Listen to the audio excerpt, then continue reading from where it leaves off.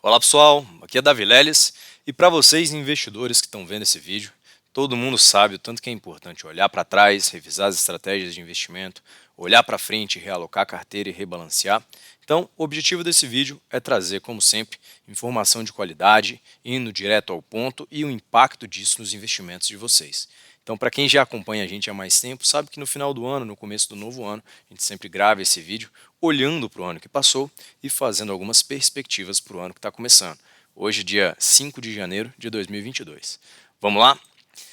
Primeiramente, eu gostaria de trazer para vocês algumas informações sobre o próprio vírus, coronavírus, que assolou aí em 2020 e também em 2021 muitas carteiras, muito da economia e que trouxe grandes impactos financeiros e na vida das pessoas. Muitas pessoas perderam entes queridos, muitas pessoas sofreram dessa doença, passaram mal e ele teve também consequências econômicas muito fortes. As cadeias produtivas, as empresas sofreram muito com ele também. Então é importante que a gente conheça um pouquinho mais sobre ele, porque houve um avanço muito grande da ciência, um avanço muito grande dos cientistas e da tecnologia em relação a esse vírus. Basicamente, o coronavírus ele é um vírus de RNA. Os vírus de RNA geralmente são mais propensos a sofrer mutações, se eles forem comparados ali aos vírus de DNA. Isso se deve ao fato das enzimas mais ali virais, né, de RNA polimerase, RNA integrase e também a transcriptase reversa, não conseguirem, no mecanismo dele de replicação, corrigir os erros quando uma cadeia ali de RNA simples ou até dupla, ela é replicada de maneira errada. Essa replicação errada faz com que aconteça uma mutação nesse vírus. E esses vírus de RNA, eles geralmente são mais predispostos, eles têm uma maior chance de sofrerem mutações. Isso é ruim porque geralmente vírus que sofrem mais mutações, eles são mais resistentes também às mutações, às vacinas e aos tratamentos. Isso aqui é uma imagem ilustrativa aí do coronavírus, que tem esse nome de corona justamente por essa coroa que ele possui aqui do lado de fora, com esses espinhos chamados de spike protein, né, ou proteínas S, que se ligam aqui a esse receptor ACE2. Isso acontece de uma forma muito interessante, porque ele se liga aqui, tem ali um esquema de chave, fechadura, onde ele se conecta e libera material viral dentro da célula. O fato do vírus ele ter esse envelope, esse invólucro, né, chamado de envelope aqui externo do vírus, faz com que justamente ele seja suscetível a álcool, a sabão, a profilaxia, porque essa camada aqui é uma camada de fosfolipídio, lipídio, gordura. Quando a gente usa sabão, usa algum mecanismo de álcool para poder não matar, né, porque o vírus não é um mecanismo vivo, mas para inativar aquele vírus, isso aqui, como é gordura, o sabão é eficiente, por isso que os mecanismos aí de profilaxia, de sabão, de higiene são muito eficientes contra esse vírus.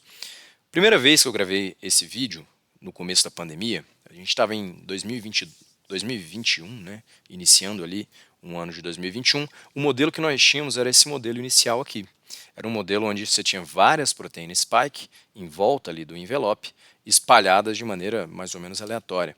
Hoje, nós estamos com uma tecnologia tão avançada que os cientistas fizeram alguns estudos ali, desenvolveram esse paper lá no Okinawa Institute of Science and Technology, que mostra que, na verdade, eles têm esses mecanismos com 3 esferas em forma de triângulo. Essas 3 esferas em forma de triângulo garantem uma difusividade rotacional menor do vírus. Essa difusividade rotacional é justamente a velocidade com que esse vírus consegue se mover aí e rotacionar dentro do organismo, dentro do hospedeiro. Esse mecanismo em forma de triângulo faz com que ele rotacione até 39% menos, com uma velocidade 39% menor. O que os especialistas mostram que se ele rotaciona menos, ele se conecta mais naquele esquema de fechadura nas células. Então, sabendo disso, olha o avanço tecnológico que a gente já tem na análise do vírus. Estou mostrando isso para a gente poder perceber que os cientistas, a tecnologia está avançando muito e conseguindo mapear esses detalhes do vírus, a gente consegue com certeza ter uma reação mais eficiente e ter também um combate mais eficiente. Quanto mais a gente conhece, mais a gente consegue combater e tratar também, então, um tratamento mais eficaz. Esse vírus, até trazendo uma curiosidade para vocês, eles começaram ali a nomear as variáveis, as variantes, por A1, A2, A1.1, A1.2, B1, B1.2.5. Foi uma sopa de letrinhas tão grande que a OMS, né, a Organização Mundial de Saúde, começou a criar um outro critério a partir ali de maio de 2021 para poder nomear algumas variantes que chamavam a atenção. eles desenvolveram ali uma nomenclatura do alfabeto grego. Então eles chamaram de VOC, né, variáveis de preocupação, variables of concern, e chamaram de VOI, as variáveis de interesse, variables of interest.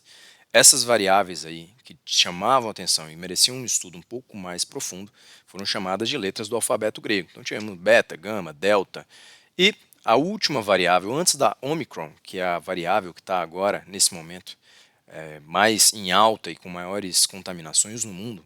Provavelmente quem está vendo esse vídeo daqui a bastante tempo não vai ser a mesma variante, né? Deve ser uma nova variante, mas a última variante antes da Omicron foi a variante Mu, lá da Colômbia. Essa variante Mu, ela não foi assim tão agressiva quanto a Delta, e a Omicron começou a se multiplicar aí em vários países. Mas aí você se pergunta, né? Por que não foi essa ou essa letra? Essa daqui, Ni, no alfabeto grego, Ni poderia confundir as pessoas como Ni coronavirus. Ni coronavirus, New coronavirus. As pessoas começariam a confundir com New coronavirus, começariam a confundir ali, não saber de qual variante que a gente estava falando. E a próxima, ali, a 14ª letra, Xi. Xi lembra muito o nome de um presidente chinês que a gente tem. E isso aí ia, com certeza, inflamar os ânimos aí das pessoas. Então eles decidiram não deixar a variante Ni, nem a variante Xi, e pularam logo para a 15ª letra, que é a variante Omicron.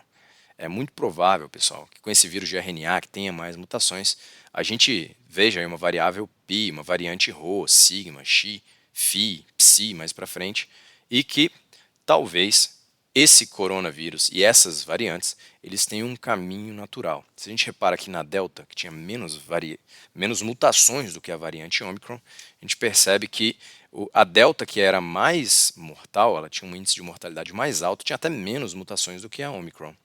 Alguns estudos mostram que, olha o que está acontecendo aqui.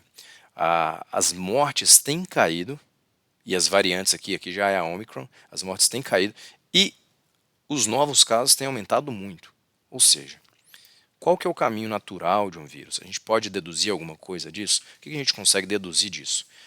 Muitos especialistas, muitos pesquisadores, eles defendem a ideia de que um vírus, o objetivo dele é infectar um hospedeiro e se replicar, se reproduzir. Se aquele vírus mata o hospedeiro muito rapidamente, ele não foi um vírus de sucesso, porque ele não conseguiu se replicar muito. Então a maioria dos vírus tem um caminho natural, que é se tornar menos mortal, tem uma taxa de letalidade mais baixa e tem um RT, tem uma taxa de replicação, de transmissão mais alta. Claro, tem muitas exceções para essa regra. Tem o vírus, por exemplo, do Ebola, tem alguns vírus muito agressivos que são muito letais. Mas justamente o Ebola, naquele surto que teve na África, a gente conseguiu controlar como humanidade e ele foi dado como extinto. Então esses vírus mais letais, eles matam a pessoa lá na hora e não conseguem, rapidamente, e não conseguem se replicar pelo mundo. Tem algumas exceções, mas o caminho natural do coronavírus a gente pode esperar que seja evoluir de uma pandemia para uma endemia. Uma endemia, ao contrário de uma pandemia, ela tem surtos ali pontuais em determinadas localidades e você começa a tratar, como acontece ali com o vírus da gripe, por exemplo. Então, uma variante menos letal e mais transmissível é mais fácil de tratar. E uma boa notícia é que a Omicron e as variantes do coronavírus caminhando para isso, mesmo com as mutações, a vacina continua sendo eficiente e os tratamentos também continuam sendo eficientes. Mas e a economia dentro de todo esse arcabouço aí viral, dentro de todo esse arcabouço de virologia, de pandemia, de endemia, de evolução do vírus? Os mercados, pessoal, geralmente não gostam muito de incerteza. Quanto mais incerteza, mais cautela dos investidores. Quanto mais incerteza, os investidores fogem de aplicações mais arriscadas, aplicações mais incertas, mais voláteis e correm também para aplicações de menor risco, jogando e vendendo os ativos ali no mercado e jogando esse preço para baixo, né? A gente tem algum tipo de norte, algum indicativo de como que vai ser a economia daqui para frente em 2022 e nos próximos anos? Primeiro, vamos analisar as consequências desse cenário todo de 2021 no cenário internacional. Primeiro, é interessante a gente entender que todo toda a injeção de liquidez que foi feita, ela foi sem precedentes. Então, a oferta de estímulos econômicos, a oferta de cheques ali de auxílio emergencial, ela vem sem precedentes na história, né? Esses programas de distribuição de renda e aumento de capital. Aumentou muito a oferta de capital e a base monetária do planeta de uma forma que a gente nunca tinha visto antes. Até nesse gráfico aqui, essa é a base monetária total dos Estados Unidos. Pode ver que ela vinha mais ou menos constante, caiu um pouquinho em 2018, 2019. Na pandemia, ela explodiu e foi ali para casa dos 6,4 trilhões de dólares em circulação. Isso aí são as aplicações e o dinheiro mais líquido que tem na economia, que é chamado de monetary base, ou base monetária. Isso daí geralmente acontece em crises. Mas o que acontece? Em outras crises, por exemplo, em crises como a crise de 29, o governo ele foi muito passivo. Ele deixou as empresas quebrarem, ele deixou os bancos irem à falência, procurou reagir depois que já tinha acontecido. Na crise de 2008, por exemplo, ele foi reativo. Ele esperou acontecer, conforme ia acontecendo, ele ia agindo, injetando os estímulos e dando o socorro econômico, como foi com JP Morgan, como ele tentou fazer com Lehman Brothers, acabou não dando certo, e ele agiu em socorro ali dos bancos e das instituições que começaram a falir. Já em 2020, essa reação, essa injeção de liquidez e esse socorro não foi passivo, não foi reativo, mas ele foi ativo. Antes mesmo que a gente conseguisse ver as consequências dessa crise, as consequências da pandemia, que já tinha consequências sanitárias, mas antes que se desenvolvesse para as consequências econômicas, os governos já começaram a injetar liquidez na economia. E para entender o desenrolar disso também, a gente tem que entender o que está acontecendo no mundo e o que deve acontecer no Brasil e no mundo em 2022 também, para entender as consequências dessa injeção de liquidez. Conforme foi sendo injetado, pela própria característica humana ali, do ser humano, eles não gastaram essa injeção de liquidez, eles não gastaram, os americanos não gastaram aquele cheque de $1.000. Por quê? Eles não sabiam como é que ia ser o dia de amanhã. Por mais que a economia americana, a economia dos Estados Unidos, seja uma economia pautada no consumo, uma economia de consumo muito forte, eles pela primeira vez ali começaram a guardar esse estímulo econômico, pela simples incerteza se iam ter emprego ou não, se iam estar vivos ou não, se iam precisar ajudar alguém ou não no dia de amanhã, no ápice da pandemia. Quando a gente começou a falar de uma vacina, não sei se vocês lembram, mas lá no início ainda estava em fase de testes, ainda tinha que ser aprovada, ia ter vacina ou não. Quando começou a ter certeza da vacina, eles começaram a gastar esse auxílio emergencial e começaram a consumir de novo pelo simples fato do aumento de confiança e o aumento de certeza ali do que ia acontecer daí para frente. Conforme eles foram gastando, a demanda, como eles foram consumindo, a demanda agregada do país também foi aumentando e agora já até retomou ali, já retornou para as médias. Isso aí teve consequências muito fortes na economia, não só dos Estados Unidos, mas também no Brasil e no mundo como um todo. Quando você tem ali um primeiro momento que as pessoas não gastam esse auxílio, não gastam essa ajuda recebida, né, eles têm uma renda mais alta e podem consumir mais. Mas mesmo naquele momento de economia reprimida, ficou mais difícil contratar depois da onda de demissões que você teve lá no ápice da pandemia, onde as empresas tiveram que demitir muitos funcionários para não ir à falência. No McDonald's, inclusive, eles começaram a contratar até menores de idade, ali de 14, 15 anos, para começar a trabalhar no caixa, trabalhar no balcão, em trabalhos mais simples ali dentro do McDonald's. A escassez de trabalhadores começou a ser um problema no mundo, e principalmente lá nos Estados Unidos. Esse processo não tem origem apenas pelo aspecto dos benefícios recebidos, mas ele também tem origem ali de uma série de fatores que contribuem para isso. As pessoas viram mais vagas abertas, viram mais oferta de emprego, e isso incentiva os trabalhadores a procurarem melhores vagas, pesquisar mais, saber que vai ter vaga ali. Então os salários e as condições de trabalho começaram a contar. Vou procurar um trabalho que se adeque melhor ao meu dia ali, ao meu benefício, tanto de salário, quanto no benefício da minha família, o meu tempo com a minha família. Os benefícios também lá de cheques de $1.000, a própria injeção de economia e o auxílio emergencial também fez com que as pessoas conseguissem se manter. Foi inclusive a primeira crise onde as pessoas tiveram uma renda maior do que antes da crise. Vocês pegarem a média ali de renda do cidadão americano comum, aumentou a renda principalmente das pessoas mais pobres. O medo do contágio também influenciou bastante. Então, o medo de sair para trabalhar, principalmente em locais que demandam um atendimento presencial, isso fez com que as pessoas ficassem mais ressabiadas. Aqueles empregos ali, as pessoas passaram a não querer mais e ficou mais difícil de contratar.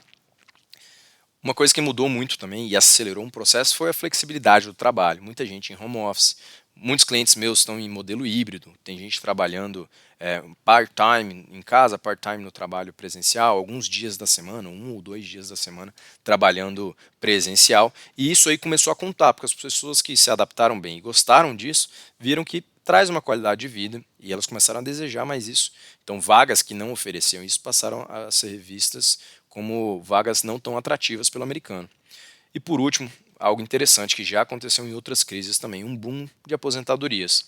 Aquela pessoa que estava bem perto de se aposentar, não sei se você já conhece alguém assim que estava perto de se aposentar e decidiu, com essa crise toda, com a pandemia, se aposentar de vez. Isso aconteceu em peso nos Estados Unidos. Muita gente mais velha que tinha medo de se contaminar e não queria mais continuar trabalhando. E muita gente que já estava próximo, já tinha dado o tempo, estava trabalhando até além do tempo, começou a realmente se aposentar de vez e sair do mercado de trabalho. Essas pessoas geralmente desempenhavam uma função importante dentro da empresa e abriram uma vaga, deixaram um gap ali de contratação para várias empresas. Isso tudo vai ter as consequências que eu vou mostrar para vocês logo mais à frente, em inflação, em juros, em cenário de desemprego, em cenário de oferta de vagas, demanda agregada, oferta agregada de serviços e também de produtos. Continuando, a inflação nos Estados Unidos aí de 2016 a 2021, a gente consegue perceber que deu uma estressada forte ali, principalmente no início de 2021.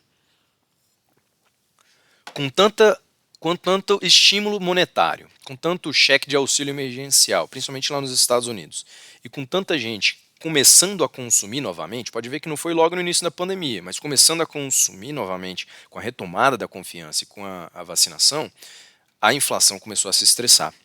E a inflação é um bicho que os americanos não estão acostumados. A inflação toma caipirinha e come feijoada aqui no Brasil, mas lá eles não estão acostumados. O brasileiro está acostumado com cenários de superinflação, de hiperinflação, mas o americano não. Ele geralmente tem um cenário de inflação bem controlado e a média ali histórica é de 2%.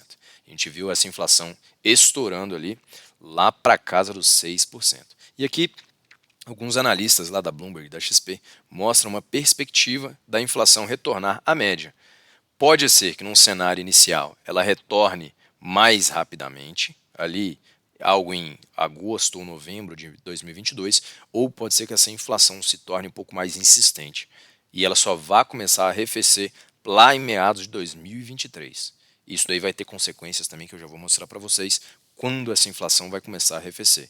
Então a perspectiva é de que ela, no curto prazo, ali nos primeiros anos, 1, 2, 3 anos, ela caia, a atividade econômica também nos Estados Unidos dê uma arrefecida e caia, e os juros vão ser uma grande incógnita, porque vai depender do impacto que essa alta de juros que deve vir pela frente nos Estados Unidos, o impacto que essa alta de juros vai ter. Aqui no Brasil, dentro de casa, a gente já está vendo uns juros ali na casa de 9,25. E esses juros devem continuar subindo justamente para combater a inflação. Lá não chegou nem perto ainda de começar a subir, mas é um caminho que a gente saiu na frente dos Estados Unidos e lá eles vão começar a sentir isso daqui para frente, que é essa alta de juros, justamente para controle de inflação. Quando a gente tem esse cenário de inflação e de juros, essa política monetária sendo ali aplicada num país, é interessante que a gente entenda o que a economia responde, o que a economia responde como resultado dessas políticas econômicas e fiscais. Numa pandemia, quando a gente tem um choque de oferta, estamos produzindo menos, não tem ali semicondutores, não tem microchip para colocar no carro. Quando a gente está produzindo menos e tem um choque na oferta do que a gente está ofertando, e isso junto com o aumento da demanda, porque as pessoas estão consumindo, isso resulta em preços mais altos. Pela lógica, isso faz muito sentido. Tem menos oferta, todo mundo está querendo comprar, todo mundo está com bala na agulha para poder comprar. Geralmente, se tem pouca gente oferecendo e muita gente querendo comprar, o preço sobe. Mas os comportamentos do mercado nisso. Quando você tem um choque de oferta, geralmente a oferta fica mais inelástica. Ela pula para cá, uma curva mais inclinada. O que é uma oferta mais inelástica? Ela tem uma maior variação de produção e uma menor quantidade de uma menor produção para uma maior variação de preços. Ou seja, uma oferta mais inelástica ela varia mais o preço para uma pequena quantidade de variação de demanda de compra. Então o que aconteceu foi, com a pandemia, a gente quebrou aí a oferta, as cadeias produtivas, e essa oferta ficou mais inelástica. Quando você injeta esses auxílios monetários na economia, a demanda que estava aqui, essa é a curva de demanda, porque é uma curva decrescente, essa demanda que estava aqui, ela é empurrada para a direita, porque você está estimulando mais o consumo e as pessoas estão com mais poder aquisitivo. Quando você empurra essa curva para a direita, olha o que acontece. O preço que antes era $100 passa a ser 150. Mas quando você tem um preço muito alto e você tem uma volta dessas cadeias produtivas, você tem um rearranjo dessa curva que estava inelástica para uma curva mais elástica.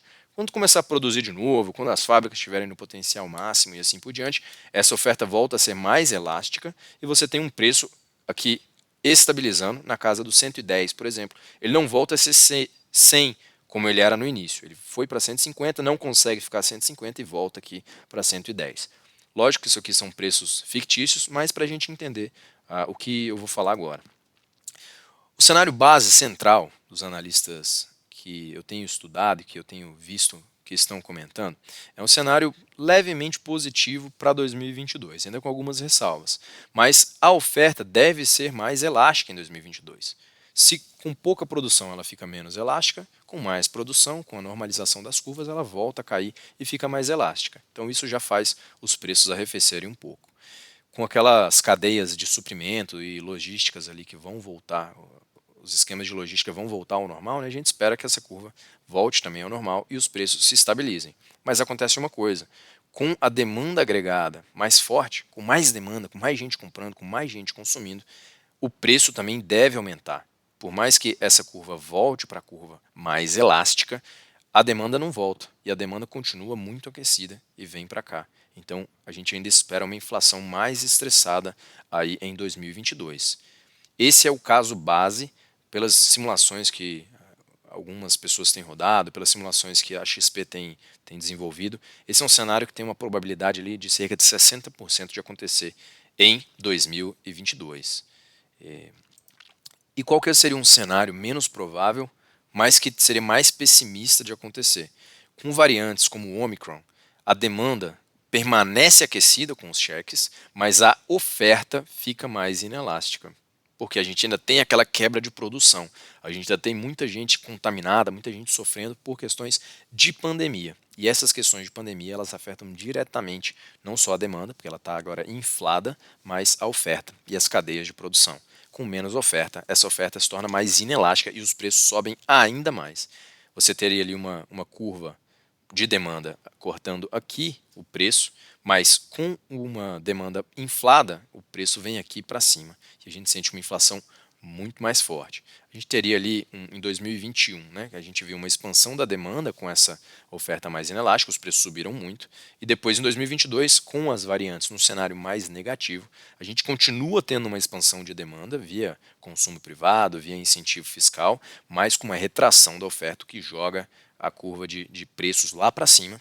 E nesse cenário mais negativo, esse cenário mais pessimista, o Fed teria que fazer a alta de juros antes do esperado.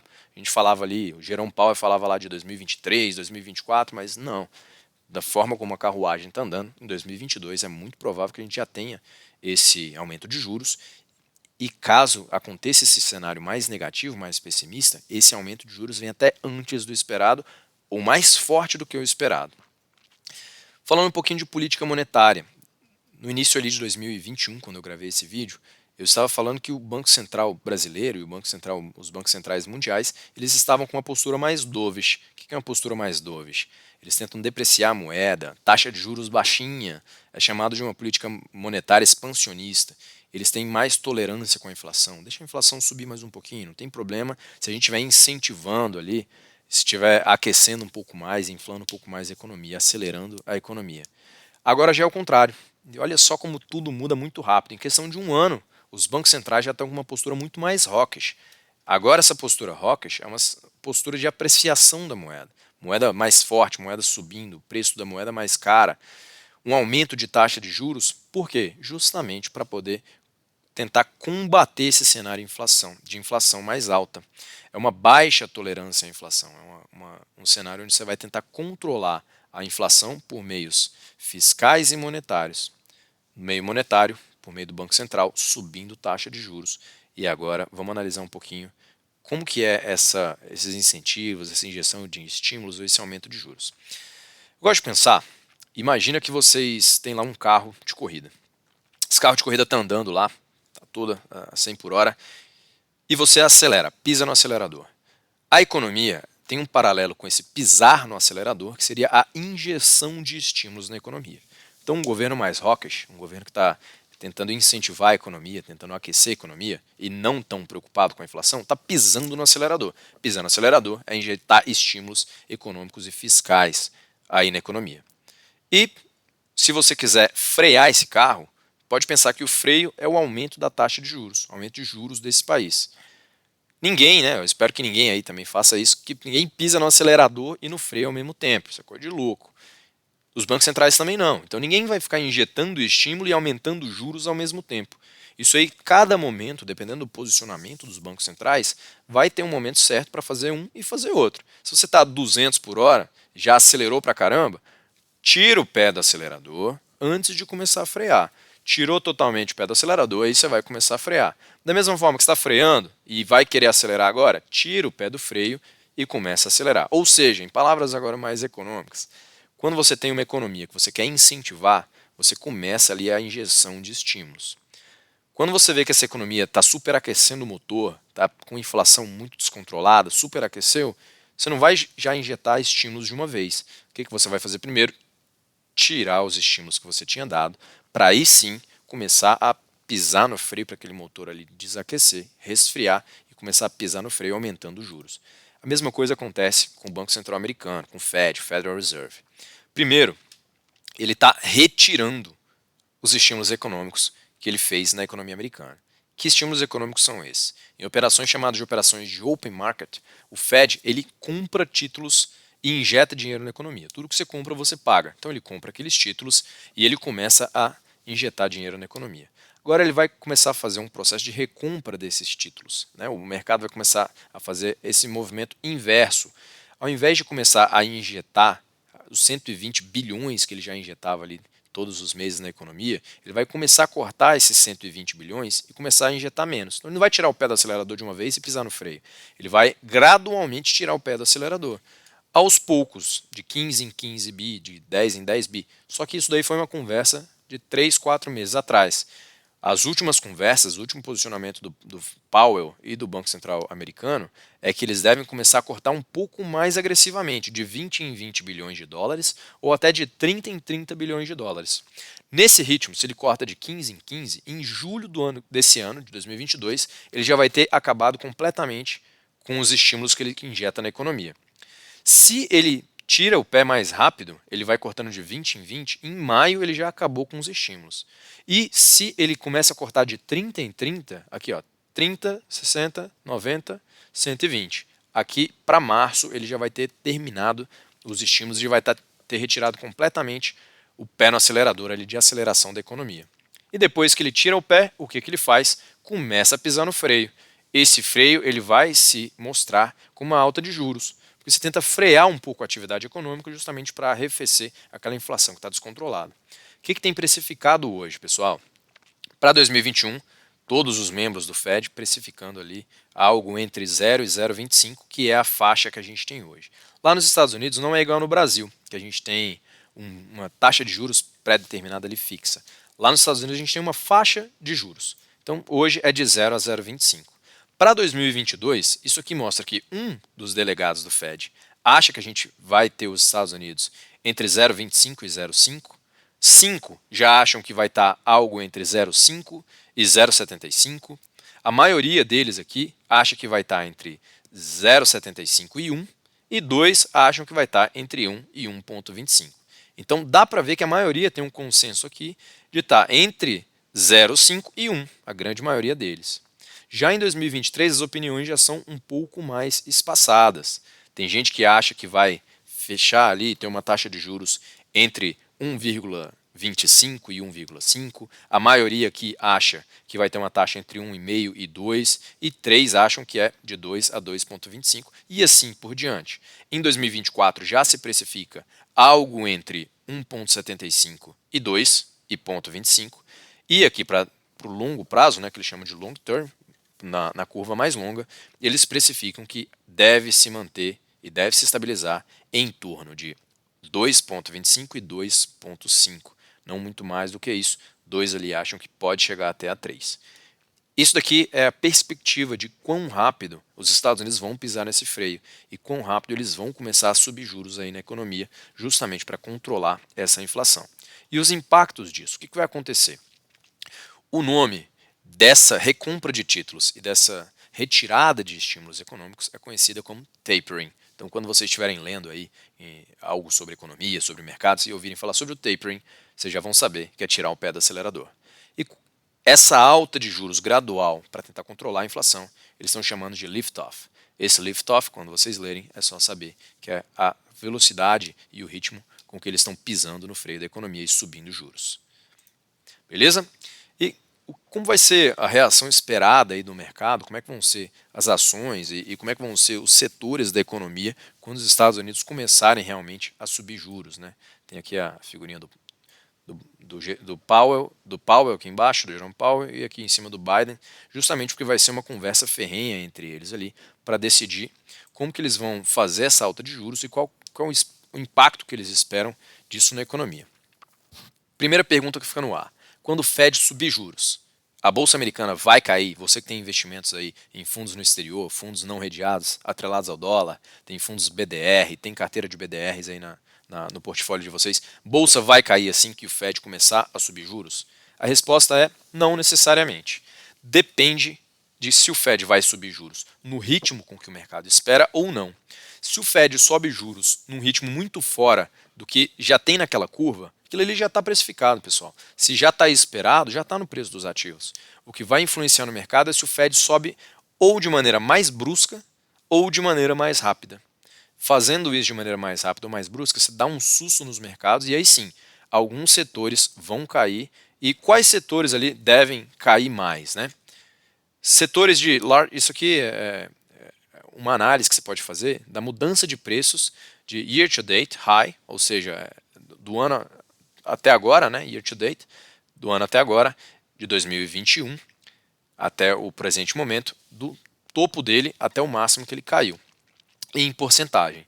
Pode ver que o que caiu menos ali em 2021 com essa história toda foram as empresas maiores, as large caps, aquelas blue chips, aquelas empresas com grande market capitalization, aquelas empresas que têm um grande valor de mercado, têm um lucro recorrente, elas são mais resilientes nesse tipo de cenário de alta de juros. As small caps caíram um pouquinho mais, mas também não caíram tanto quanto esse setor mais especulativo. Setor de apostas esportivas, as SPACs. Essas SPACs aqui, para quem não sabe, são Special Purpose Acquisition Companies, que são aquelas empresas de aquisição com finalidades especiais. É uma empresa que você injeta dinheiro nela, ela já tem capital aberto em bolsa, e ela vai lá na frente comprar outras empresas que não têm capital aberto em bolsa, como parte do portfólio delas. Então vamos supor que você quer abrir capital da sua empresa, mas você tem todo um processo de IPO penoso, gasta muito, ele pode ser recusado pela CVM ou lá fora também nos Estados Unidos. E aí o que você faz? Ao invés de você passar por todo esse processo de abertura de capital da sua empresa, simplesmente essa SPAC compra a sua empresa e você automaticamente está com capital aberto em bolsa. Só que isso você está confiando totalmente no gestor e você está dando um cheque em branco ali assinado, né, para ele poder fazer as compras deles. Ele não tem nenhuma obrigação de comprar A, B ou C. Por isso elas são mais especulativas. Setor de energia limpa. Pô, setor de energia limpa, sim. Essa parte de clean energy, ou de energia verde, ou de manutenção verde aí da economia, é um setor muito disruptivo, envolve muita tecnologia, envolve novas práticas. E isso daí também gera muita especulação e uma queda mais forte, porque setores que você tem aí já consolidados na economia há 10, 15, 20, 30 anos, eles sofrem menos do que setores que estão começando agora. E esse ARK Innovation aqui é de um ETF que ele coloca, é o ARK Index, coloca empresas de grande inovação, empresas que trazem tecnologias disruptivas e essas de grande disrupção, de grande tecnologia, de grandes mudanças no comportamento humano são as empresas que sofreriam mais num cenário de alta de taxa de juros, principalmente aquela que viesse além do que a gente espera. E aqui um mesmo cenário, só que ao invés de setor, um cenário mais focado nas empresas, né? A mesma coisa ali, a variação em 6 meses do S&P, que é a média deles, é como se fosse o Ibov lá americano, Standard & Poor's 500, E aí empresas como o Google, como o Apple, que são mais consolidadas, são empresas maiores, large caps, caíram muito pouco, até tiveram uma valorização ali no período. Você tem empresas como DocuSign e Zoom, que tiveram um desgaste muito grande, uma perda de valor absurda, justamente por serem mais especulativas, por serem empresas que se encaixariam aqui em innovation, ou sports, ou clean energy, ou empresas que são aquelas que geram uma tecnologia mais nova, não é aquela tecnologia que a gente já usa. E falando um pouquinho aí das consequências para o Brasil. O que a gente pode esperar para o Brasil? A gente tem um ano muito desafiador pela frente, um ano que vai trazer aí grandíssima volatilidade por diversos fatores. E para a gente entender o que vai acontecer com o Brasil, o que vai acontecer com a nossa economia, com o nosso Ibov, daqui para frente, tentei trazer algumas informações aqui importantíssimas e principalmente dados. Eu não quero falar de opinião, não quero falar o que eu acho de política, não quero falar o que eu acho que vai acontecer com um candidato ou com outro nesse ano eleitoral, mas eu quero olhar estritamente para dados, consequências, estatísticas e como o mercado reagiu e como que ele pode reagir, dado os vários cenários que podem acontecer daqui para frente, e isso daí vai interferir bastante na nossa alocação, nas carteiras de vocês aí também. Primeiro, olhando um pouco para trás para 2021, o Brasil, comparado com outros países, aqui os países ricos, gastou e não gastou pouco não, gastou bastante com a pandemia. Países ali mais ricos, a porcentagem do PIB, eles investiram bastante, uma porcentagem bem alta do PIB, 20, 30, 40%, para combate da pandemia, com gastos adicionais, renúncias de receitas, injeção de capital, empréstimo, garantia. E aqui os países que estão em desenvolvimento gastaram também bastante, mas geralmente gastam menos aí da porcentagem do PIB, gastam menos em relação aos países mais desenvolvidos. E o que aconteceu com o Brasil? O Brasil foi um dos que mais gastou. Você pode perguntar e falar que pô, não vi esse gasto tão grande sendo feito, mas o Brasil gastou e muitas vezes gastou mal. Gastou muito dinheiro que não precisava ou injetou capital de uma maneira que não foi tão eficiente, não foi assim tão sentida pelo mercado. A situação do Brasil foi uma situação boa se a gente olha para a vacinação, mas aconteceu um cenário muito conturbado nesse meio do caminho que atrapalhou bastante aí os mercados e causou uma queda de junho para frente que muita gente passou calor, muita gente ficou preocupada aí por que o Ibov está caindo tanto, por que minha carteira de ações Brasil está caindo tanto, vai continuar caindo, vai recuperar. Se a gente vê 2021, olhando aí para trás, lá em 2021 a gente ainda tinha um pedido de uso emergencial das vacinas, não sei se vocês lembram disso, parece que faz muito tempo, parece que passaram vários anos, mas tinha um pedido de auxílio de uso emergencial das vacinas da Coronavac e da Oxford. A gente não sabia ainda da eficácia, a gente não sabia comprovadamente se eram eficazes, se tinha risco ou não. Mesmo assim, pediu-se o uso emergencial, começou a se aplicar, tivemos o início da vacinação do Brasil ainda em janeiro, eleições na Câmara, Senado, iniciou ali um processo de troca do comando da Petrobras, e aí até que a gente começou a ver uma reação dos mercados. Mas aqui, a partir da declaração do presidente lá da Câmara, o Arthur Lira, reforçando o avanço na agenda de reformas, falando ali sobre teto de gastos, sobre a flexibilização do teto, e com as variantes do coronavírus começaram a aparecer, a gente viu aí um cenário de deterioração muito forte do Ibov, deterioração muito forte dos ativos brasileiros como um todo. Não só um fundo ou outro que vocês têm na carteira, mas a maioria dos ativos brasileiros sofreu bastante aqui nesse cenário de deterioração do risco fiscal, do cenário de dívida PIB, do teto de gastos, e as empresas também que viram um cenário que ficou aquém do esperado nos lucros. Dentro disso tudo aqui, o Brasil, como eu comentei, teve um cenário positivo para a vacinação. Então, a vacinação até que foi bem ali, comparado com outros países, né, os 10 países mais populosos do mundo, o Brasil está em segundo lugar. Isso aí é até uma referência aqui do SUS, uma referência do sistema de saúde brasileiro, de conseguir aplicar bem vacinas, conseguir aplicar bem tratamentos, conseguir andar rápido com isso.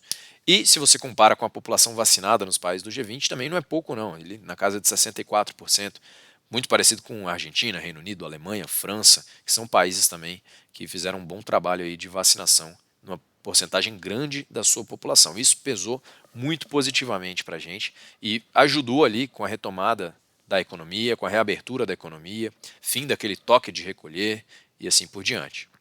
Mas aconteceu algo muito prejudicial lá na frente, que foi a quebra da ancoragem, a quebra da perspectiva que a gente tem falando aí de trajetória da nossa dívida PIB com a retirada do teto de gastos. Então a gente consegue ver aqui algumas manchetes ali, Brasil, economia oficial, abre mão ali do teto de gastos, as ruínas do teto de gastos, flexibilização fiscal ou não.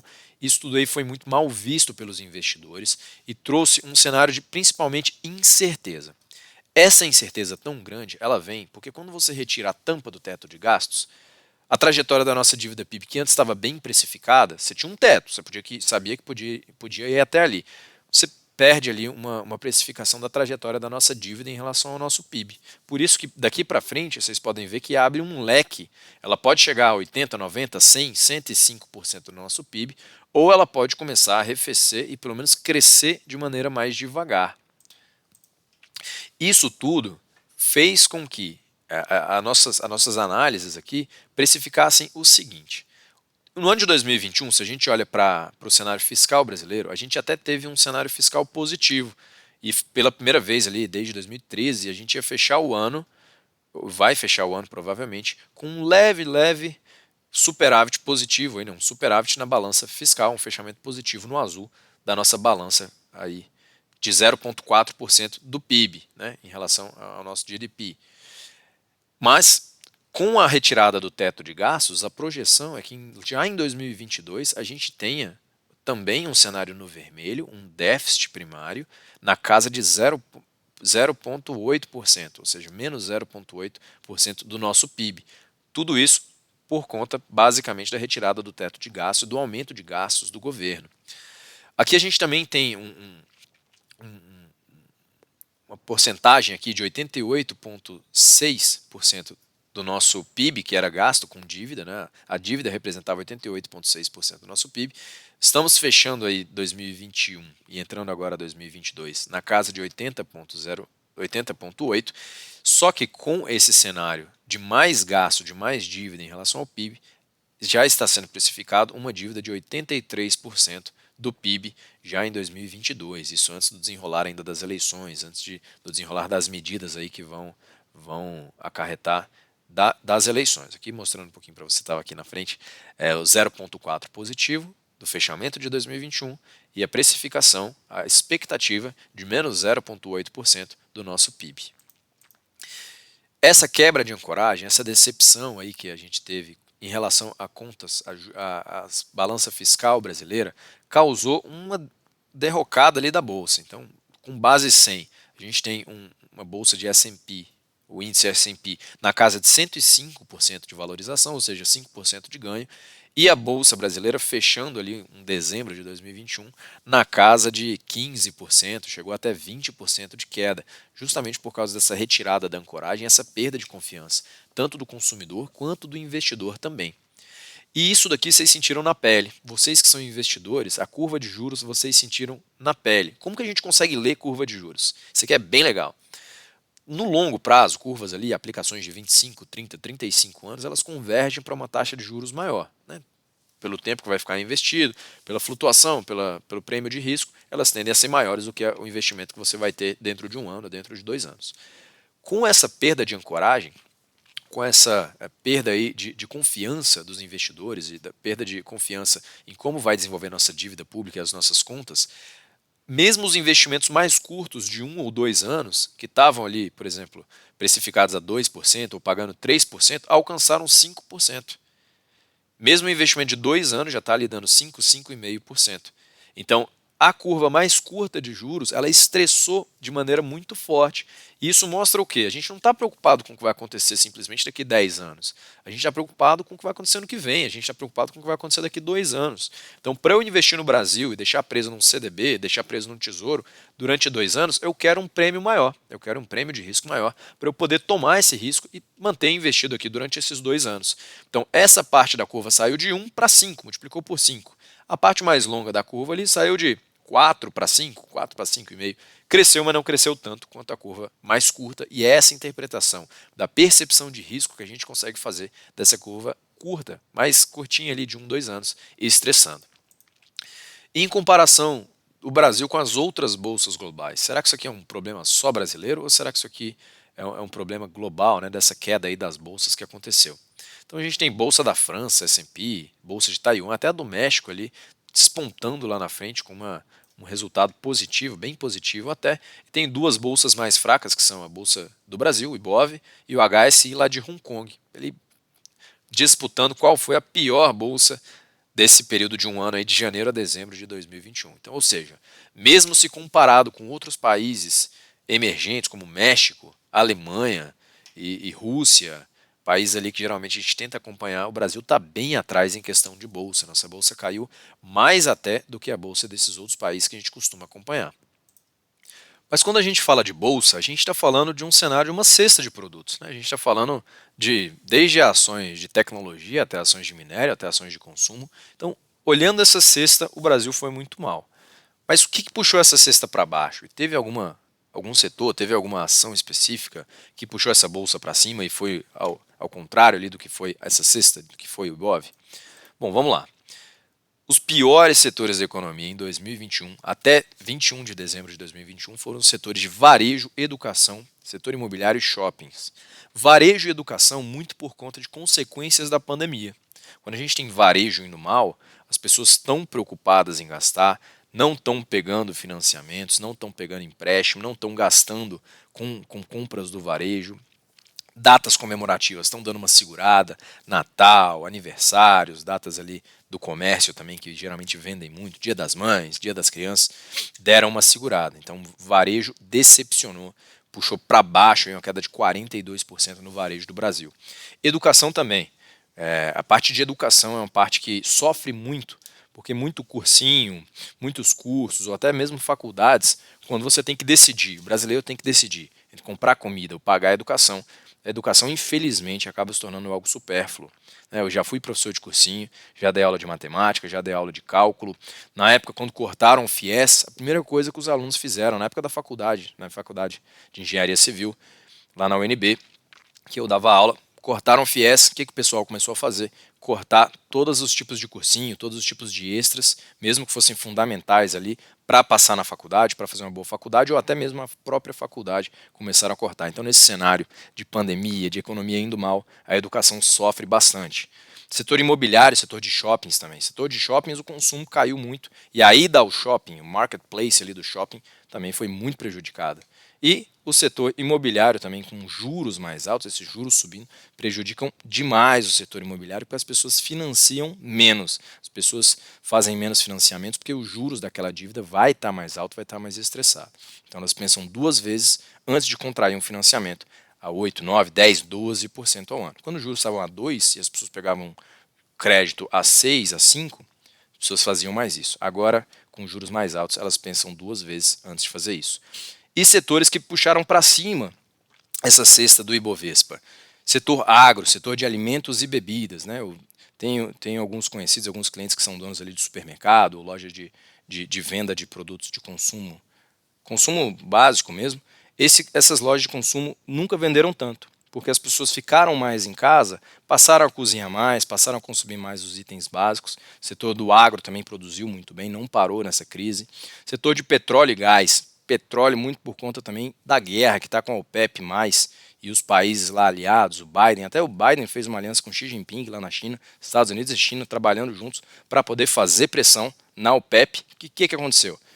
Durante a pandemia, ela passou a produzir menos porque a demanda caiu. A demanda voltou, como vocês viram ali, a demanda agregada subiu antes, e a OPEP segurou a produção. Por quê? Para poder vender mais caro e ganhar não só na quantidade, mas também nas margens. E eles estão fazendo pressão em cima da OPEP para poder voltar a produzir a níveis pré-pandemia. E ela está tentando segurar essa produção.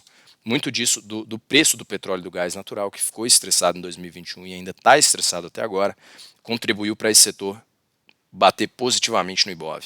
Bens de capital, mineração e siderurgia, elétricas também, contribuíram positivamente para o Ibov. Os juros que eu comentei com vocês, que estão mais altos, prejudicam setores como o setor imobiliário. Onde que eles vão parar? Eles têm ali um teto, eles têm uma perspectiva. Muita gente me pergunta, Davi, qual que é a perspectiva de juros para 2022? Aí eu respondo, fez a pergunta errada, essa é a pergunta errada. A pergunta que você tem que fazer não é onde vai parar os juros. A pergunta que você tem que fazer é onde vai parar a inflação. Porque os juros eles vêm como um combate à inflação. Se a inflação continuar subindo, o Banco Central, nas atas ali, nas atas do Copom, já sinalizou aqui no Brasil que vai continuar subindo juros. Vai continuar subindo juros até um patamar acima do neutro. Ou seja, se você abre lá o site do IBGE, joga IBGE e IPCA no Google e vê que a inflação, o IPCA está em 10%, é muito provável que os juros passem de 10%. Então, o que está sendo precificado hoje hoje, uma taxa de juros que já existe de 9,25, deve chegar a 10,25 na próxima reunião e depois, lá na reunião de março, deve bater o ápice, o topo de 11,75. A partir daí, vai cair? Precifica-se aqui. A partir daí, a inflação já começa a sentir os efeitos daquele remédio amargo que são os juros altos. E esse remédio amargo já leva ali uns 90 dias para começar a fazer efeito. Se tudo der certo e a inflação começar a sentir os efeitos do remédio, é provável que sim, a inflação comece a arrefecer e nas próximas reuniões do Copom, o Banco Central já possa se dar ao luxo de sair de uma taxa de juros de 2 dígitos e começar a baixar e até voltar para 10, 11%. Precifica-se que deve finalizar 2022, agora esse ano, na casa ali de 11%, entre 10,5% e 11%, se a inflação começar a reagir e começar a cair. Caso a inflação não reaja, continue muito estressada, aí os juros vão ter que ficar sim mais altos. Mas tem um problema, e eu faço uma ressalva. Juros altos também são juros altos para dívida.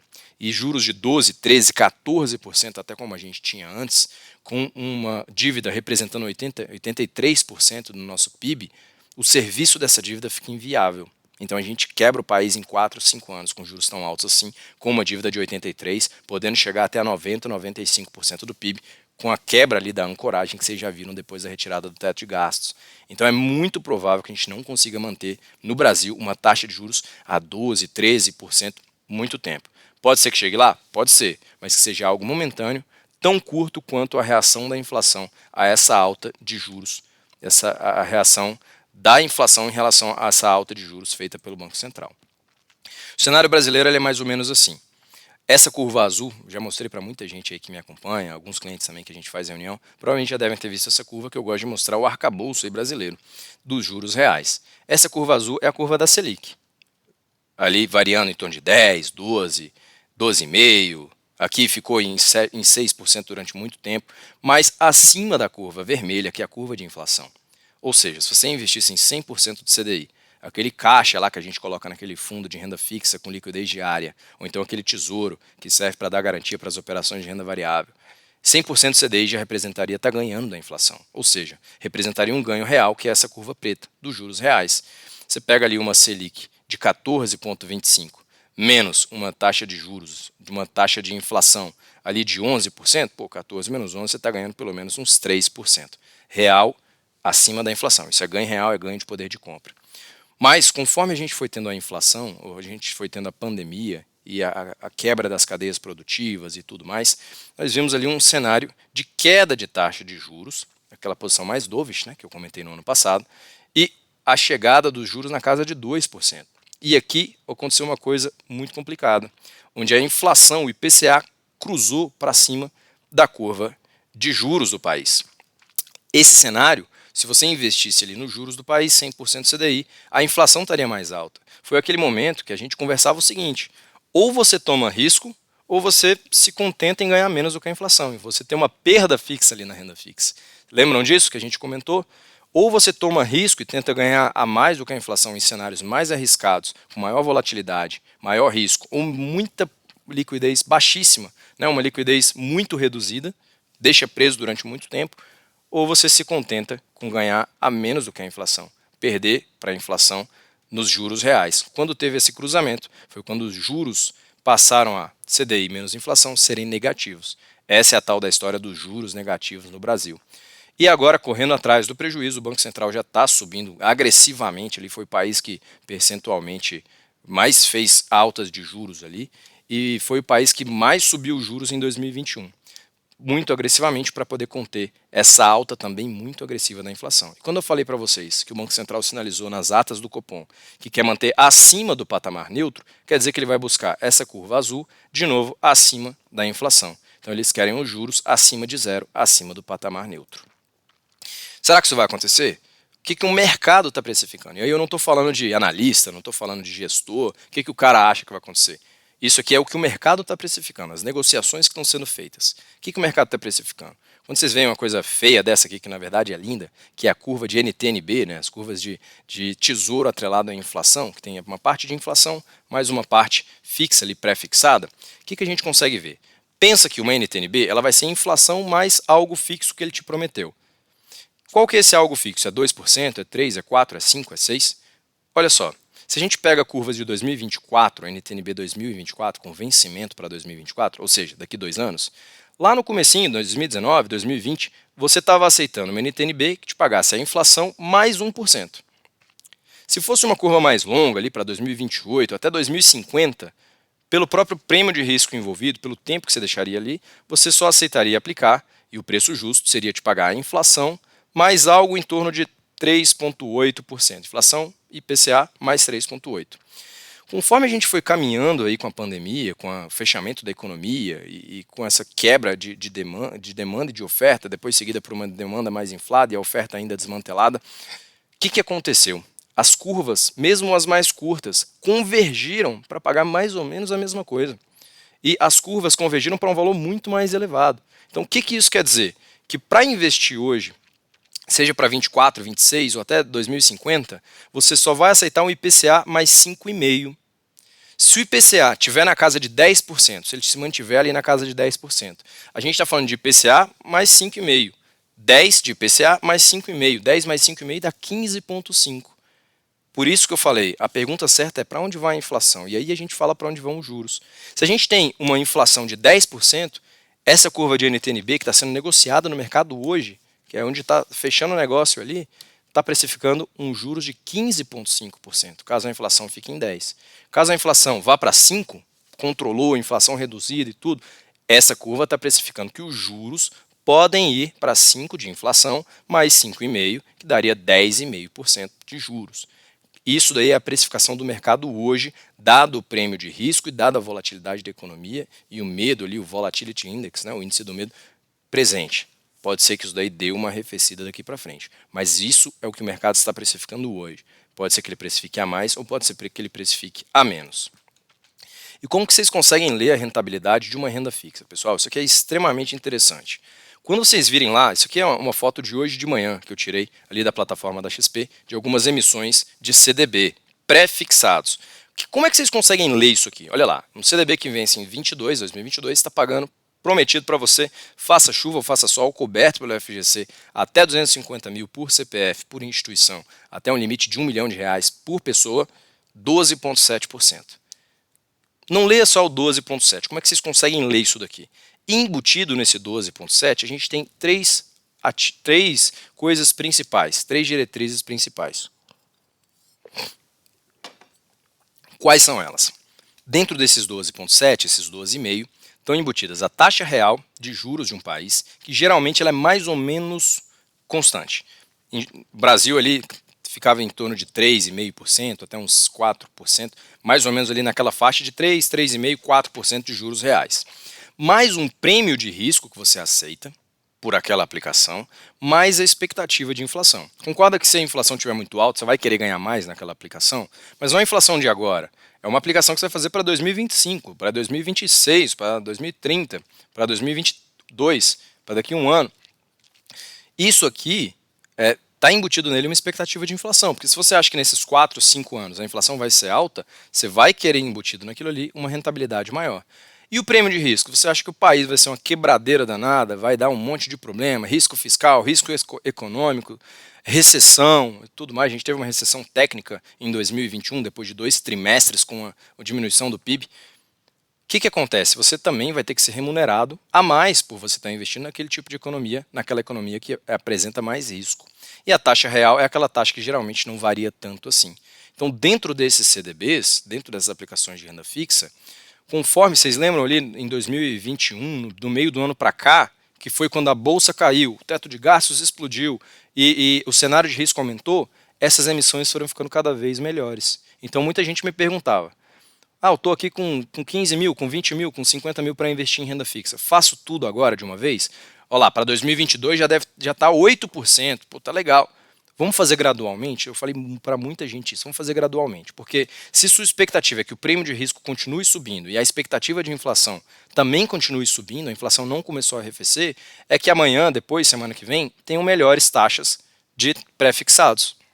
Se você acha que o Brasil vai começar a entrar em ordem, a gente vai fazer o dever de casa, as coisas aqui vão ficar mais seguras, as aplicações mais pé no chão, mais racionais, se você acha que a inflação com esses juros mais altos vão começar a arrefecer, é provável que semana que vem, na outra, no mês que vem, esses juros aqui que eles vão te pagar também diminuam e sejam menos rentáveis.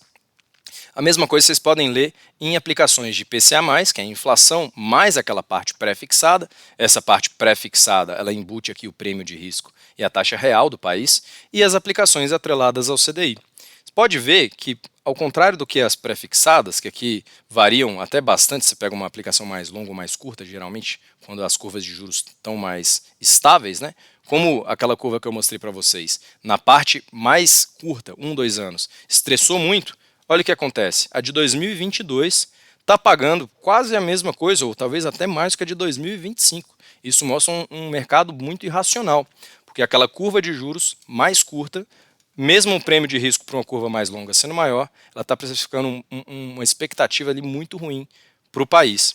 E essa daqui não vai variar muito, porque ela vai variar de acordo com os juros. A inflação, o fiscal dita o monetário, a inflação dita os juros, e os juros já vão estar embutidos aqui nessa taxa de 115, 117, 110% do CDI, como a gente vê aqui.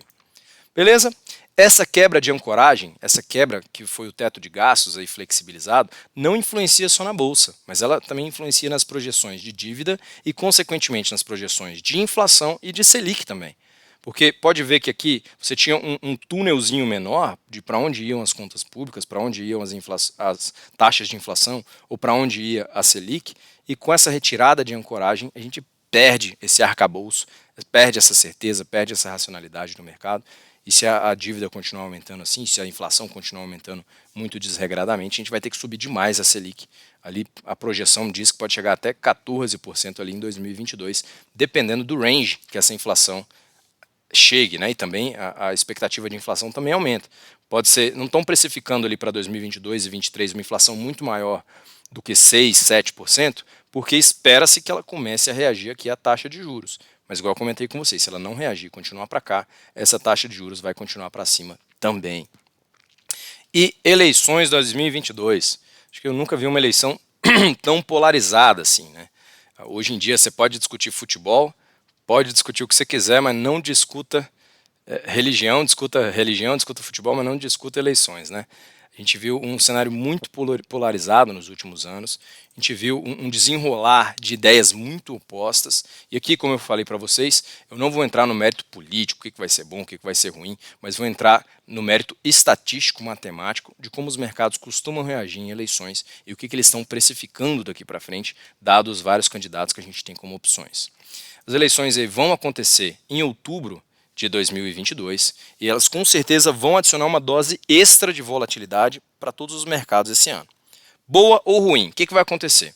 A gente tem aí um compilado da primeiro round aqui, primeira etapa das eleições presidenciais, que está precificando 43% de chance do Lula ganhar, e aqui eu não estou usando só um veículo, tá, pessoal? Eu sei que isso aqui dá bastante discórdia aí, mas tem o IPEC, tem Atlas, tem Census, tem Poder Data, Quest, IPESP, nem usei, tem Arco Advice aí desenvolvido pelo BTG também. Então tem várias aqui opiniões que estão precificando na média, né, somatório disso aqui tudo, 43% do Lula ganhar em primeiro turno e 25% de chance de Bolsonaro no primeiro turno, de intenções de voto.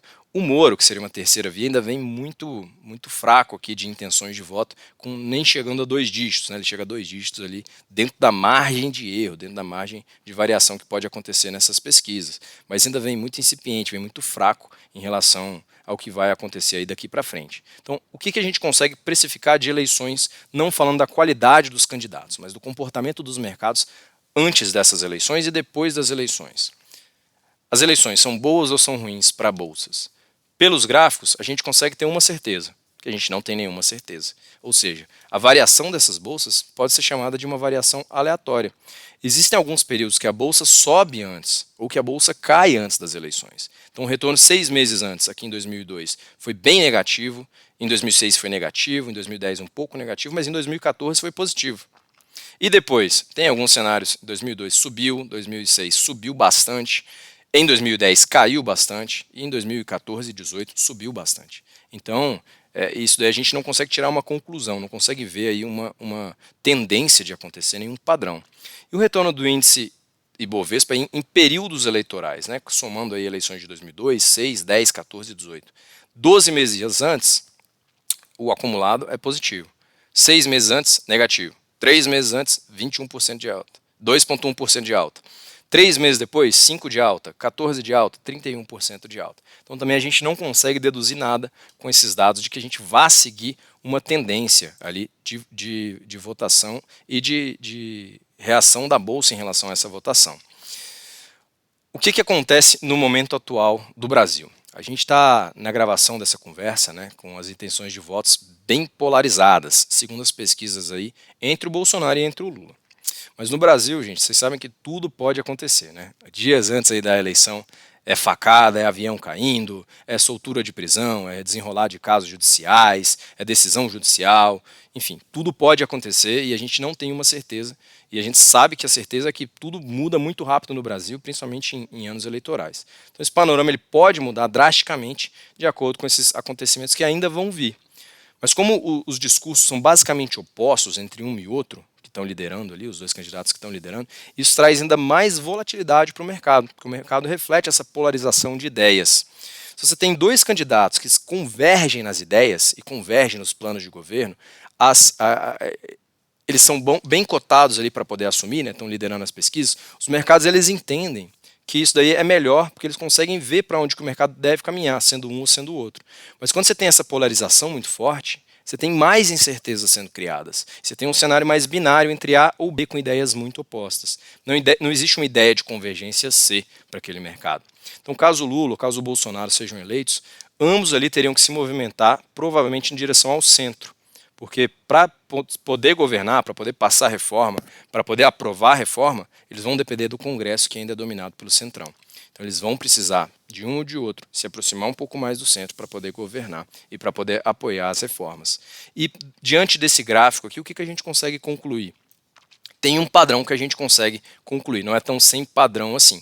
Qual que é o padrão que a gente consegue concluir? Que o mercado segue em tempo de eleições. A volatilidade sobe.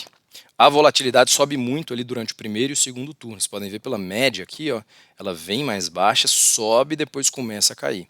Então a gente não sabe se essa volatilidade é para cima ou é para baixo, mas a gente sabe que ela vai existir e as eleições historicamente seguem o padrão de aumentar altos e baixos, aumentar a volatilidade, aumentar negociações, vendas e compras, e é aí que a gente consegue fazer um bom trabalho, pegando estratégias que não sejam direcionais, por exemplo, um long short, uma operação estruturada com derivativos, a gente consegue proteger carteira ou surfar esse vai e vem de volatilidade, ganhar dinheiro com a volatilidade dos mercados. Quando você tem uma tendência que ela é direcional, você depende do mercado ir para cima, long, ou o mercado ir para baixo, short. Quando você tem uma tendência que é não direcional, você vai tentar ganhar justamente com o mercado indo para cima ou indo para baixo, ou nesse vai e vem aí de volatilidade que a gente chama de uma congestão no mercado.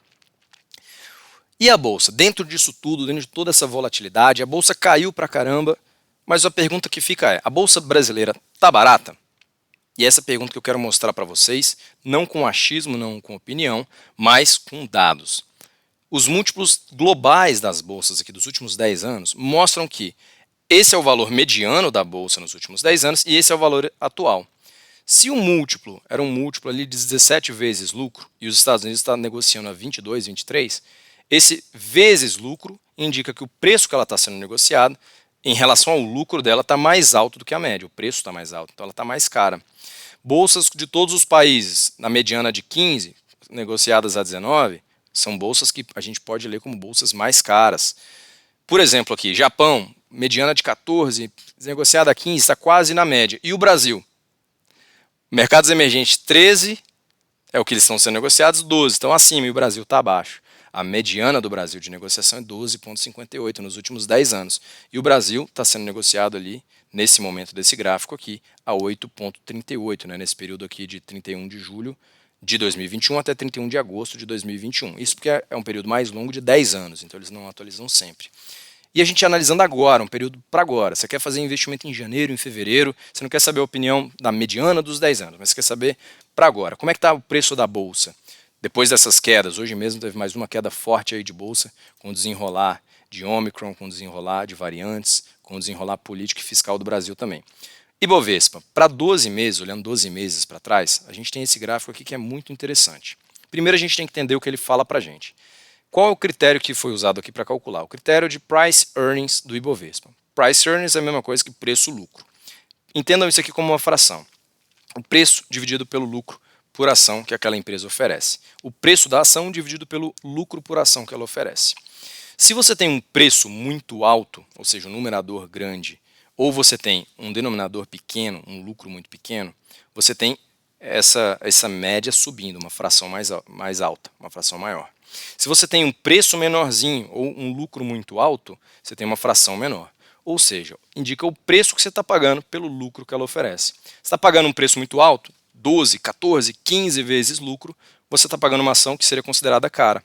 Se você está pagando 7, 6, 8 vezes lucro, você está considerando que essa ação, ou essa cesta de ações, no caso do Ibovespa, está barata.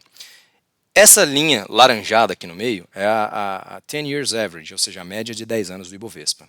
E aqui para cima você tem o Plus and Minus 2 Standard Deviation, que é o quê? O desvio padrão. Quando você tem dois desvios padrão para cima, quer dizer que 95% dos resultados estão contidos aqui nesse desvio padrão aqui para cima. Quando você tem dois desvios padrão para baixo, você tem 95% dos resultados de queda aqui também englobados nesse tipo de resultados, né, segundo ali a distribuição. Se fosse um desvio padrão só, seriam 68% dos resultados esperados naquela curva gaussiana, ali, aquela curva em formato de sino. O que a gente consegue ler disso? A média brasileira está em 11,6%, média de 10 anos.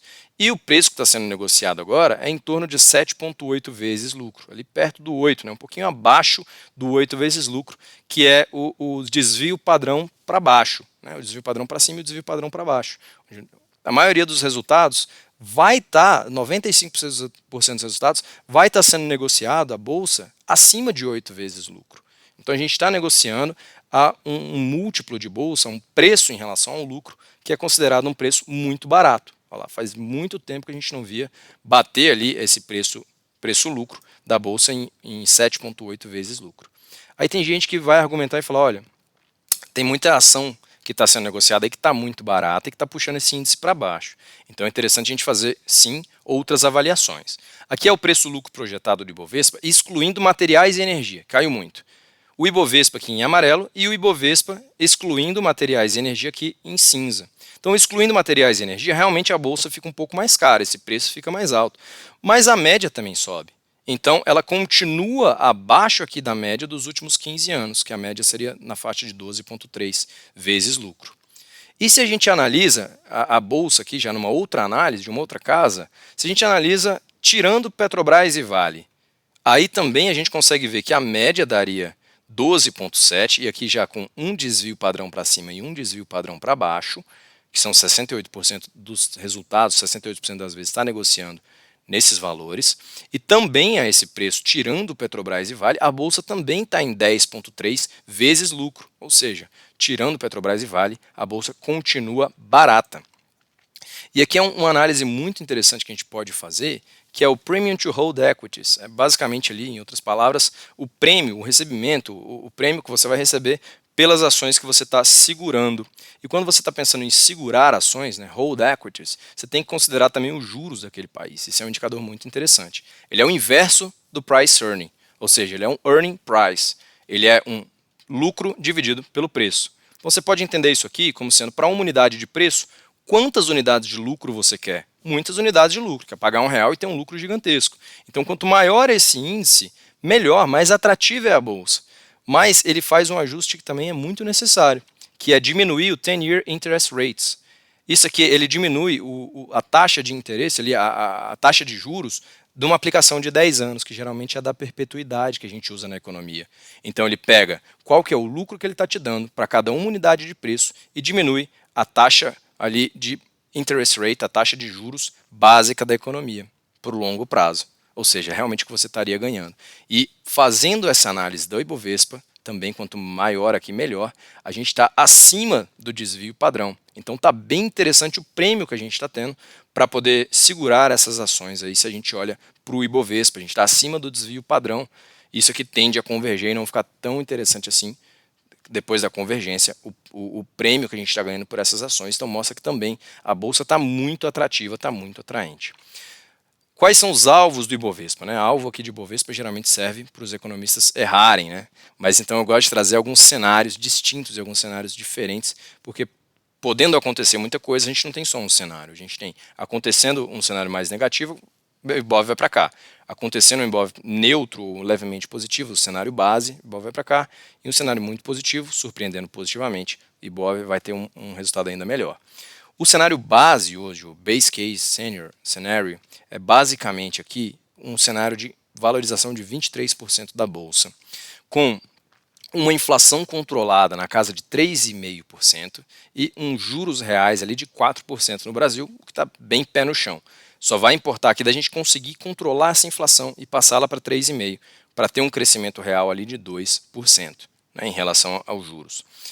O Ibov fecharia o ano de 2022 na casa de 107.600 pontos. Isso aqui daria mais ou menos de 132.324 pontos. Isso aqui daria mais ou menos um resultado de 23% positivo, levando em consideração que o Ibov estivesse hoje a 107.600. Já teve mais uma queda do Ibov, então isso aqui na análise daria isso. Hoje o Ibov bateu na casa dos 100 mil pontos e voltou um pouquinho, né, no dia 5 agora, fechou ali em torno de 101 mil pontos, ou seja, esse upside se torna ainda maior, né, daria mais do que 23% de alta. Num cenário negativo, onde a gente não conseguisse controlar a inflação e ela ficasse em torno de 4,5% ou em torno de 5%, a gente veria uma retração do Ibov, fechando aí de 107 para 104 ou de 107 para 88. Não se preocupem tanto com o valor, mas se preocupem mais com a variação percentual disso aqui.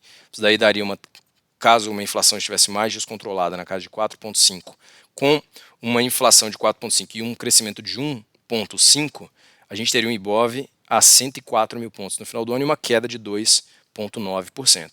Pior, worst case scenario aí. O que seria o pior que poderia acontecer?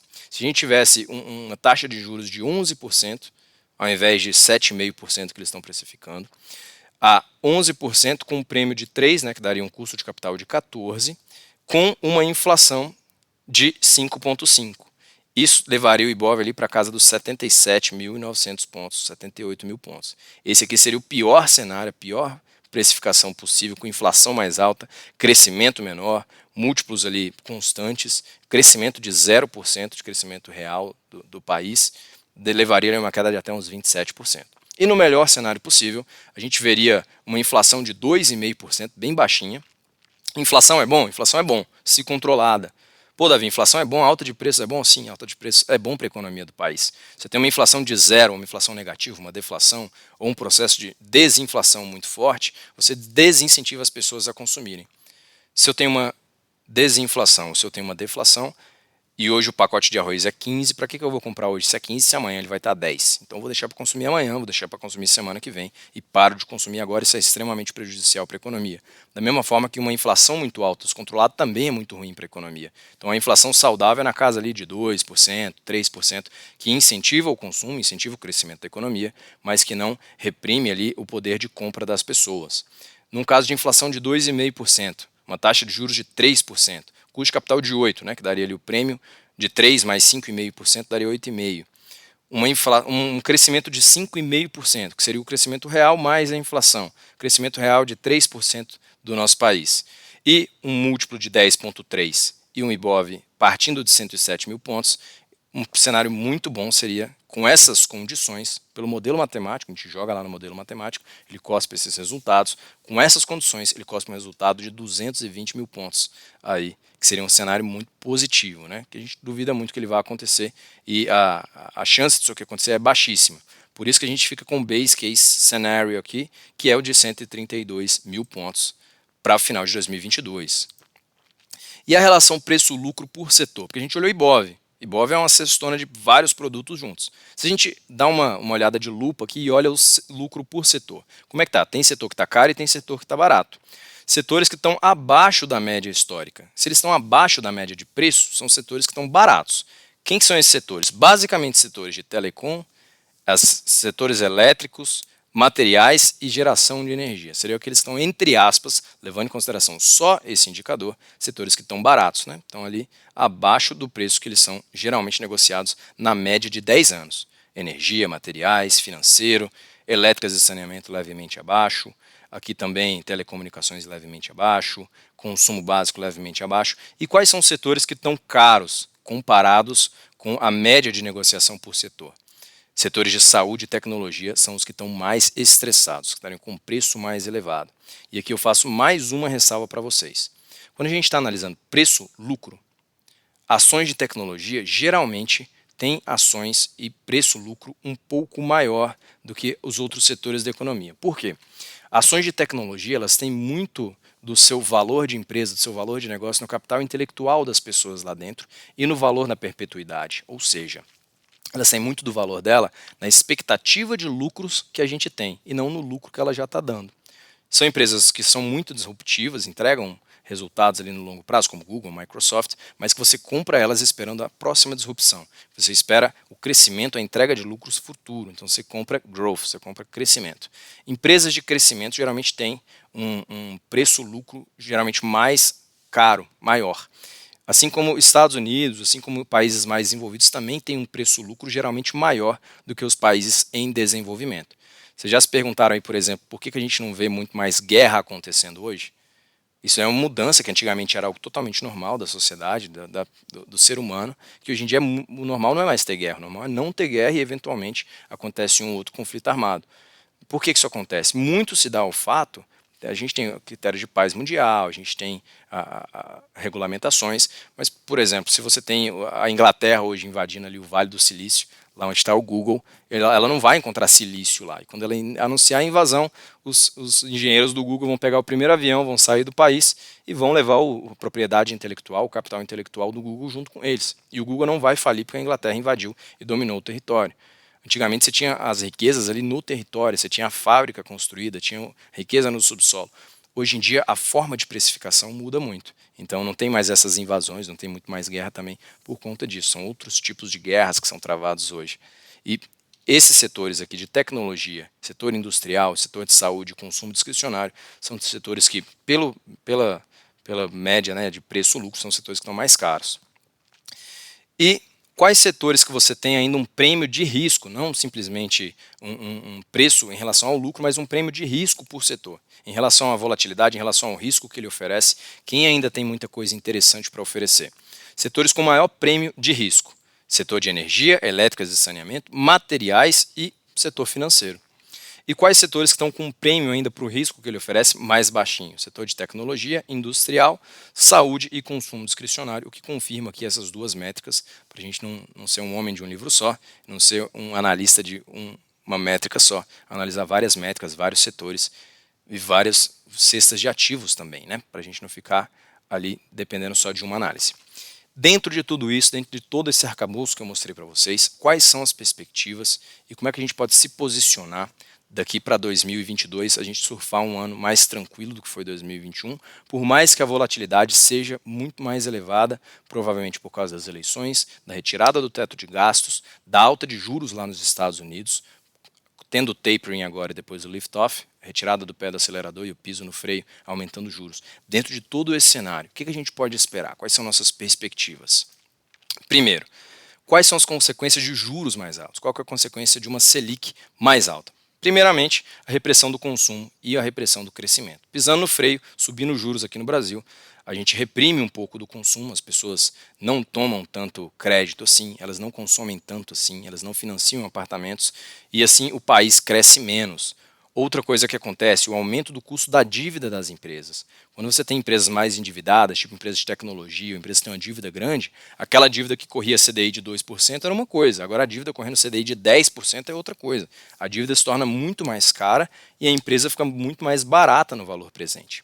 Aumento do custo de capital das empresas, né? Quando a gente faz lá o WACC, Weighted Average Cost of Capital, quando você balanceia ali o capital de terceiros e o capital próprio das empresas, naquele input ali de custo de capital, o custo de capital das empresas fica mais caro. Quando você tem uma empresa na bolsa, né, quando você abre ali o seu home broker, olha ali o preço da ação, o que é aquilo? É uma expectativa de lucro, de fluxo de caixas, trazida a valor presente. Quando você traz a valor presente, você divide ela pela taxa de juros, né? Porque você jogar para frente, você multiplica, quando você joga para trás, você divide. Se você divide por um númerozão maior, uma taxa de juros maior, a empresa fica mais barata agora. Então, o custo de capital das empresas fica mais caro e, trazendo a valor presente, você tem uma empresa mais barata, ou seja, as ações caem. E você tem, por último, aí, uma disputa por fluxo de investimentos. Quando vocês me chamam lá mês a mês, quando chamam os assessores aqui da Valor mês a mês para investir, sempre pensam entre renda variável e renda fixa. Se a renda fixa tem juros muito mais altos e está rendendo muito mais com menos risco, você vai ter pelo menos uma disputa ali, vai pensar duas vezes se vai colocar tudo em renda variável ou não, se vai colocar metade, se vai colocar um pouco mais em renda fixa, porque a renda fixa acaba se tornando mais atraente, mais atrativa em cenários de juros mais altos. O que mais? A gente tem que repensar dividendos e aluguéis que a gente recebe. Então, quem tem carteira de fundos imobiliários, quem tem carteira de dividendos, quando a gente tinha uma Selic de 2% no ano, um fundo imobiliário, até muito youtuber falou besteira nessa época de fazer reserva de emergência em fundo imobiliário, porque ele dava igual a renda fixa, não façam isso, mas naquela época, só o que ele pagava de aluguel já cobriria o que a renda fixa renderia em um ano. Se você tem um dividend yield aí de 1% ao mês, que é um dividend yield bem alto, né, o que ele paga ali no mês, um fundo imobiliário, paga no mês em 12 meses, pagando um dividend yield alto de 1%, você tem 12%. Se você tem um dividend yield de 0,5% na média ali, você tem 6%. Então uma renda fixa já se torna muito mais atraente do que você está recebendo aqueles aluguéis ali no mês a mês, e você tem a garantia de que ela vai render sempre para cima se você fizer bem feito. E você tem também a atração de capital estrangeiro. Pode ver que eu coloquei entre parênteses ali condicionado. Por que é uma estratégia condicionada? Esse condicionado vai depender da situação fiscal brasileira. Se o gringo olhar para cá, se o investidor estrangeiro olhar para dentro de casa, olhar aqui para o Brasil e pensar que as contas não estão em ordem, a trajetória de dívida está descontrolada e o Brasil não vai honrar com seus compromissos, não vai pagar suas contas, vai dar um default, vai dar o calote na dívida, ele foge daqui, os juros podem estar 15%, 20%, 30%, que ele não vai topar investir aqui dentro. Mas se a gente colocar a casa em ordem, fizer nosso dever de casa, trajetória da dívida se estabilizar, teto de gastos voltar ali a fazer parte do nosso planejamento de investimentos e as eleições ali se transcorrerem sem maiores efeitos negativos, a gente consegue atrair capital estrangeiro porque ele olha para o nosso juro e vê um juro real alto e quer investir aqui em renda fixa. Então a gente consegue condicionalmente, caso a gente consiga um melhor panorama de investimentos aqui dentro do Brasil, uma atração de capital estrangeiro que é muito bom para a Bolsa. Últimas consequências que vale a gente citar. A rentabilidade real dos ativos atrelados ao CDI começa a ficar positiva, ou seja, ganha da inflação. E a gente tem basicamente alguns setores que são mais prejudicados, que são os setores de tecnologia e setor imobiliário. Imobiliário por conta dos financiamentos, por causa da dinâmica ali de venda de setor imobiliário e materiais, e o setor de tecnologia, que é um setor mais alavancado, que é um setor mais endividado. Como eu falei, que o valor dele está tão lá na frente que quando você traz a valor presente, você divide tantas vezes para uma taxa de juros mais alta que ele cai bastante.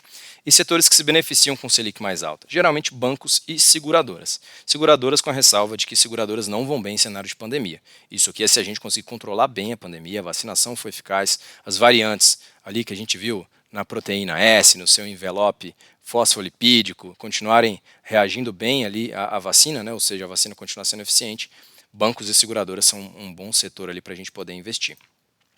E quais são as ações para a gente investir num cenário de juros mais alto e de inflação mais alta, com um cenário de perigo ali de volatilidade das eleições? Escolher ações com boa liquidez, que se você quiser vender, você consegue vender e consegue vender num preço justo quando você quiser. Ações que são mais de proteção, atreladas à inflação e que as empresas faturam em dólar. Então essas ações elas naturalmente tendem a embutir nelas a inflação, tendem a embutir nelas o IPCA e a variação dos mercados lá fora. Então se aqui vai mal e o real cai, o dólar tende a subir em relação ao real e essas ações que recebem dólar, elas oferem ali um lucro muito maior. Então ações de commodity, dada a ressalva de que tudo ali mais constante, ações de commodity como por exemplo Vale, ela tem outras variáveis envolvidas, tipo a China, que jogou ali, controlou muito a construção civil lá na China, que jogou o preço do aço para baixo, jogou o preço do minério de ferro para baixo e culminou com o menor lucro da Vale também. Então, ações de commodity, ceteris paribus, são ações que vão bem em inflação mais alta e dólar mais alto. Empresas de crescimento secular, ou seja, aquelas empresas que têm um crescimento micro, por mais que o macro esteja indo mal, ela não depende tanto do macro assim. Ela consegue ter um crescimento micro constante. Porta para dentro, ela consegue fazer um bom trabalho, distribuir bons lucros e continuar crescendo. E oportunidades específicas. Aquelas oportunidades que vocês virem que o preço-lucro está muito descontado. A média dela é 10, ela está negociada a 2, a 3. Empresas de qualidade que você consegue comprar por um preço descontado. É melhor comprar empresas de qualidade por um preço ok, um preço justo, do que você ficar procurando pechincha e comprar por um preço extraordinário uma empresa que é ruim. Porque aquela empresa que é ruim, nada está tão barato que não possa ficar mais barato ainda. Então, apostem ali em cenários de incerteza, de volatilidade maior, de eleições, oportunidades específicas de boas empresas. E o que eu aconselho aí vocês manterem no radar para 2022? O controle da inflação vai ser crucial, porque daí vem juros, vem teto de gastos, vem dívida, vem desenrolar de entrada ou não de dinheiro de gringo, de dinheiro de investidor estrangeiro. PEC dos precatórios, Renda Brasil, reforma fiscal, tudo isso aqui vai onerar mais o país e tem que estar dentro do teto de gastos. Juros reais no Brasil, porque os juros reais eles vão definir a diferença entre a Selic e a inflação. Não me importa a Selic, não me importa a inflação, mas me importa a diferença entre eles. Isso aí vai definir todo o desenrolar da nossa história econômica daqui para frente. As eleições, a gente não pode deixar de acompanhar e manter no radar aí para ver o desenrolar e as propostas de cada um dos candidatos, e depois cobrar que esses candidatos coloquem em prática as reformas, os planos de governo e não fique só simplesmente na fala, né, para ganhar votos, nas medidas populistas. E o principal de tudo, que todo mundo está torcendo para que isso aconteça agora em 2022, que é o controle da pandemia. Esse aí é o principal. Conseguindo controlar a pandemia, conseguindo desenvolver vacinas que tornem a pandemia em uma endemia sob controle, isso aqui vai impactar demais os mercados e a gente volta para uma era de muito otimismo. A bolsa está barata, dados os vários múltiplos que a gente analisou no Brasil, a bolsa está muito barata, escolhendo bons ativos e principalmente tendo um bom acompanhamento, tendo um bom direcionamento, uma boa opinião ali de profissionais que consigam ajudar vocês a investir. Eu acho que tem muito negócio para ser feito e tem muita oportunidade para a gente aproveitar. E o legal é que agora as oportunidades estão tanto em renda fixa quanto em renda variável. Para vocês poderem aproveitar essas oportunidades, para vocês poderem aí fazer uso dessas oportunidades, a gente vai depender de uma retomada da economia. O que essa retomada da economia vai resultar? Na normalização das cadeias produtivas, ou seja, a oferta vai voltar ao normal. Lembra que uma oferta mais inelástica, os preços sobem mais, a inflação estressa. Uma oferta mais elástica, aquela curva fica mais deitada, os preços se estabilizam e a oferta fica mais normal, mais elástica. A gente tem a recuperação da renda e a queda do desemprego, então o aumento do salário das pessoas e colocando mais gente para trabalhar, suprindo ali aquele desemprego que ainda está muito alto, colocando as pessoas todas empregadas, o país volta a produzir em situação de max GDP, né? O máximo PIB ali que ele pode produzir, produção máxima. Isso faz o país retomar um crescimento muito mais acelerado, mas para isso a gente precisa que as pessoas estejam produzindo e estejam empregadas. E com a retomada da economia isso vai acontecer. Por último, a gente tem também uma melhora nos múltiplos das ações, porque elas passam a entregar mais lucro pelo preço que é cobrado delas. E aí a bolsa, como a gente viu naquele cenário mais positivo, com o controle de inflação e controle de todas aquelas variáveis, inflação controlada, juros mais baixos, a gente pode finalmente tirar o pé do nosso freio e começar a pisar no acelerador novamente, não só em medidas político e fiscais, mas também em medidas de dentro das empresas, de dentro das pessoas também que estão produzindo, e isso aí é muito benéfico para o país. Pessoal, espero que tenha sido uma palestra e um bate-papo, na verdade, que tenha contribuído com vocês. Tentei separar informações de qualidade que vão trazer uma confiança maior e um cenário mais palpável aí para 2022, que sim, vai ser um ano desafiador, mas que vocês podem contar com a nossa assessoria, podem contar com a Valor Investimentos e com todos os assessores daqui, para a gente estar do lado de vocês nessa caminhada em mais esse ano, fazendo um bom trabalho, com muita seriedade e sempre muito perto de vocês. Essa é a nossa função e é para isso que a Valor existe. Contem comigo, estamos à disposição aqui de vocês e até a próxima.